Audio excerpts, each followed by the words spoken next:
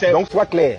Moi, je vous accorde les mots que vous voulez. Oui. Mais c'est que si Jésus n'en demeure une créature de Dieu dans le ventre de Marie. Non. Donc, Jésus est quoi dans le ventre de Marie?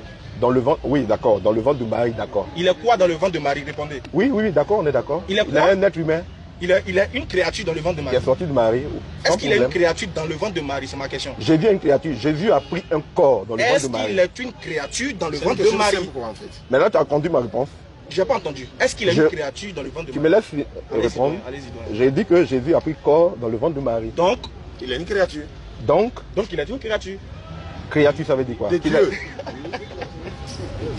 Il est une créature de oui. Dieu ou pas? Dans le ventre de Marie, est-ce qu'il est une créature, mais il est le créateur? Est-ce qu'il a une créature, le créateur? Je reprends, c'est la parole qui a été faite chair. D'accord, mais est-ce que la parole qui a été faite chair dans le ventre de Marie est une créature? Est une créature. Bon, Ou elle est créatrice? Est une créature ou elle est créatrice? dans le ventre de Marie. Oui. Et il a été fait chair. Oui, je sais. Dans le ventre de Marie, non. Oui. Est-ce qu'il étant dans le ventre de Marie, il est une créature ou bien il est le créateur? Est-ce qu'il est une créature ou bien le créateur?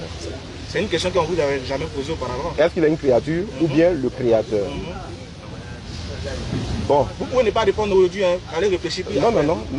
Ok, allez-y. Parce que, comme je l'ai dit, la Bible nous dit que la parole a été faite chair. Ça, c'est vrai. Donc, elle s'est faite homme. Dans le ventre de Marie, non. Oui. Est-ce qu'elle était créature ou bien elle était créatrice? Ou bien la parole était créatrice? Ou bien la parole, c'était le créateur? Dans le ventre Ah de oui, j'ai compris ta question. Ah, ok. Mais cette question n'a pas de sens. Ah, papa, elle a un grand sens pour nous. Pour vous, Ok, je vais allons-y. expliquer. Voilà, Allons-y. laisse-moi expliquer pourquoi elle dit que ça n'a Ok, pas de allons-y. sens. Voilà. On vous dit que la parole a été faite chair, vous dites non. C'est la parole, Dieu, Qui est devenue chair. qui a été faite chair. Donc, dans le ventre de Marie, là, Oui. elle était une créatrice ou bien elle était la créature? Qui? La parole, là. Mais la parole, c'est Dieu. D'accord. Dans le ventre de Marie, là. Répondez maintenant Mais si je c'est Dieu. réponds que la parole a pris corps dans le ventre de Marie. Donc, quand elle était dans le ventre de Marie, là, Oui. cette parole-là, était le créateur ou bien était la créature? C'est ça ma question. Étant dans le ventre. Mais Étant c'est dans le le créateur qui a pris corps dans le ventre de Marie. Donc, la parole dans Oui. le ventre de Marie Oui. était le créateur. Qui a pris corps dans le ventre de Marie. Donc, le créateur était dans le ventre de Marie. Oui, a pris corps dans le ventre de Marie. Là, on a compris ça, c'est vous qui dites. Oui, D'accord, pas de souci. Donc, Marie portait son créateur dans son ventre. oui. Donc, pendant qu'elle portait son créateur dans son ventre, Oui. elle aimait adorer qui? Elle adorait. Elle adorait qui? La question que vous posez m'amène à continuer sur le sujet. Non, Marie qui Prends porte son Jean créateur. chapitre 1. Tu m'as posé une question. Ok, allez-y, répondez à la question. Commencement était la parole. On prend Jean chapitre 1. Et puis, je vous prie de bien écouter. D'accord, Merci. merci. Voilà. Allons-y. Au commencement, C'était la parole. oui, La parole était avec Dieu. écoutez bien, au commencement était la parole. La parole était avec Dieu. Et la parole était Dieu. Et la parole était Dieu. Toutes choses ont été faites par elle. Toutes choses ont été faites par elle, par la parole. Et rien de ce qui a été fait n'a été fait Et sans rien de ce qui a été fait n'a été fait sans elle. elle. En elle était la vie. Doucement. Donc, au commencement était la parole était avec Dieu, la parole était Dieu. C'est-à-dire esprit comme Dieu, Dieu est esprit. Toutes choses ont été faites par elle, par la parole, et rien de ce qui a été fait n'a été fait sans elle. Donc c'est la parole, Dieu là, que la Bible appelle Dieu là, qui s'est retrouvé dans le sein de Marie. Mais pendant ce temps, elle Oui. adorait qui? Pendant ce temps, qui elle Elle adorait? était enceinte de son créateur. Là. Elle continuait même d'adorer le Père. Il était où? Le Père, Oui. il n'est pas tout présent. Il n'était pas dans son ventre. Parce que la Bible établit une distinction.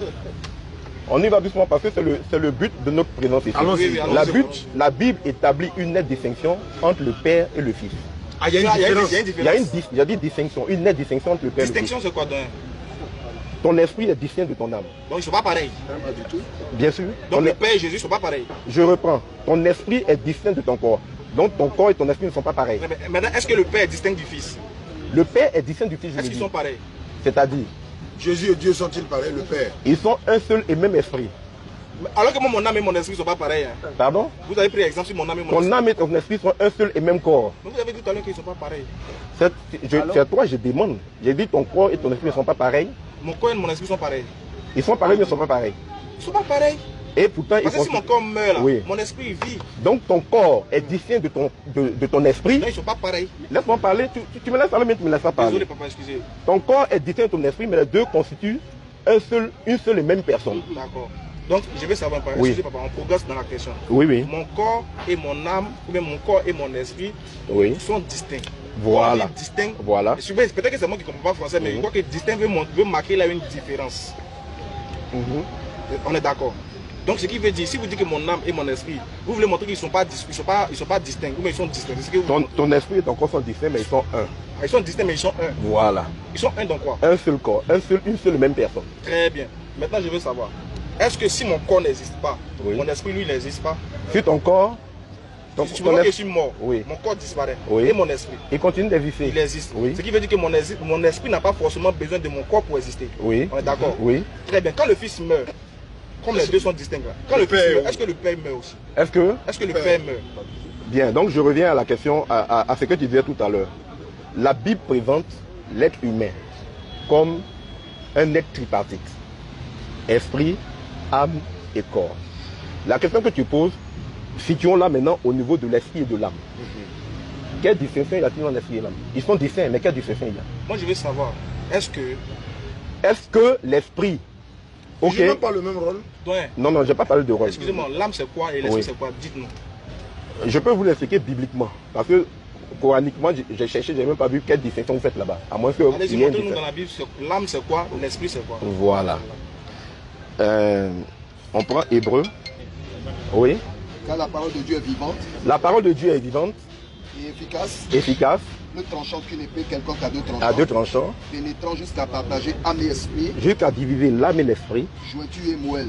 Les jointures et les moelles. Elle juge les sentiments et les pensées du cœur. Donc, on fait une analogie entre l'esprit et l'âme avec les jointures, les os et les moelles.